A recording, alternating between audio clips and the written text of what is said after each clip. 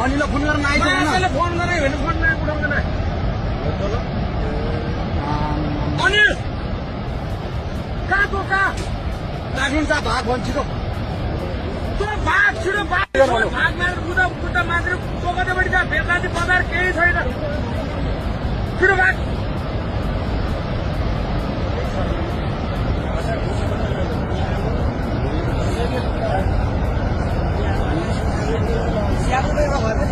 एउटै छैन र भने हामी